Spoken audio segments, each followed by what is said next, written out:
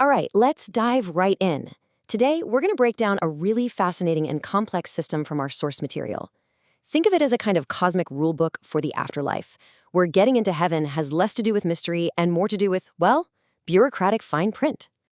The story kicks off with this incredible line. It just drops you right into the scene, doesn't it? A high school football field, late at night.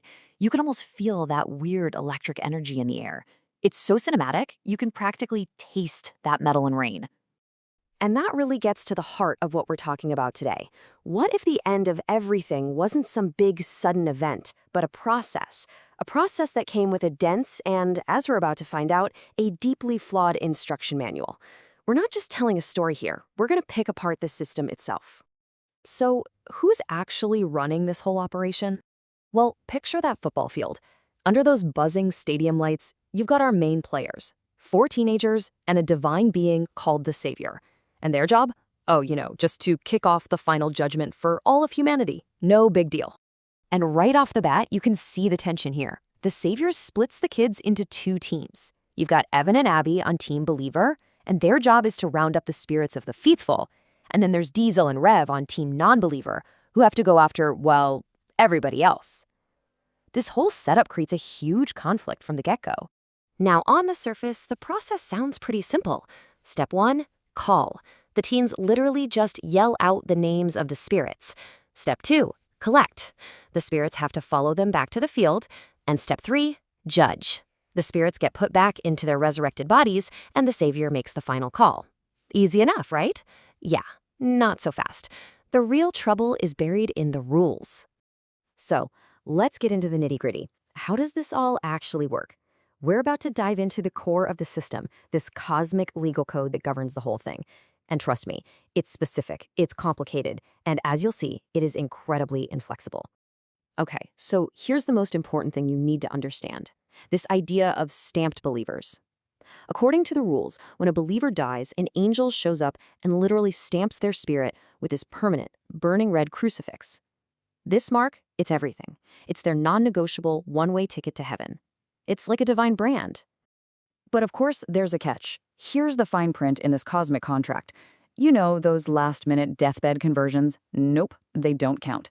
The whole system is set up to reward what it calls blind faith, believing without seeing the proof. So the second the Savior actually shows up for everyone to see, the doors are closed. It's officially too late to join the club. And you won't believe the mess this system has created. It's led to a colossal backlog.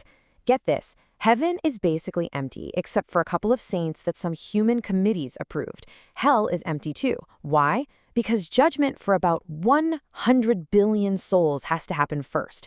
So for thousands of years, almost every single soul has just been stuck wandering the earth as a ghost. And there's this really poignant line from one of the characters, Evan, that explains why the believer's spirits are described as being so small. It adds this really sad philosophical layer to all the bureaucracy, the idea that a single human life just isn't enough time for a soul to really mature. It's a beautiful, but honestly, kind of heartbreaking thought. And this is where things really start to unravel. The characters themselves, the ones tasked with carrying out this plan, start poking holes in it. They go from just following the rules to questioning the very foundation of this entire divine system. The first real challenge comes from Diesel. He looks at this whole setup and basically sees a massive violation of due process. He frames his argument in legal terms, asking a question you'd expect to hear in a courtroom, not at the apocalypse. It's a pretty brilliant way to show just how unfair the whole thing seems. And just look at this breakdown of his argument. On one side, you have the cosmic system, a single judge who, by his own admission, is biased. There's no appeals process, and your fate is decided by a mark you got when you died. And on the other side, you have basic principles of justice we try to follow here on Earth. You're innocent until proven guilty. You have a right to a jury. I mean, the contrast is just night and day, right?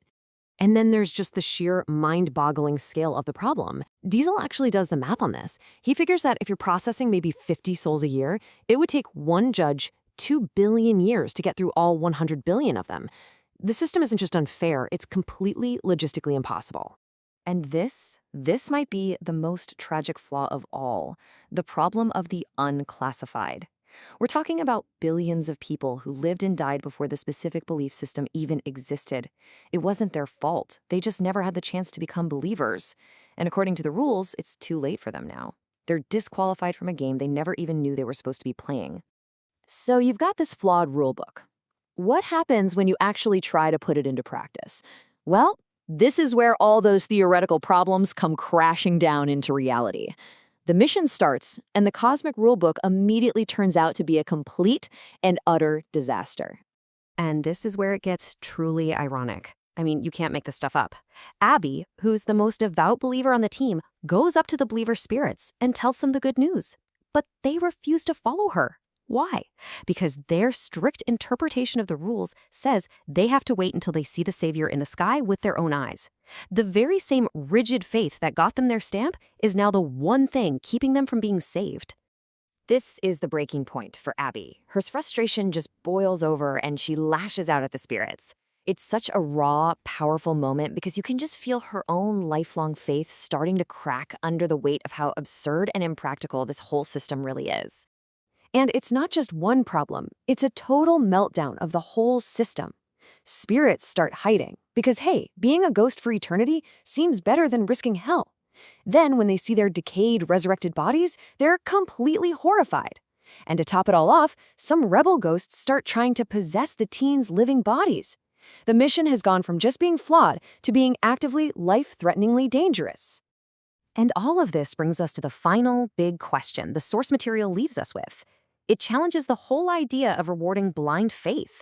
Because if seeing the truth means your choice doesn't count anymore, then what does that say about the test itself? It's a really provocative thought that makes you question everything about belief, fairness, and what it even means to have free will.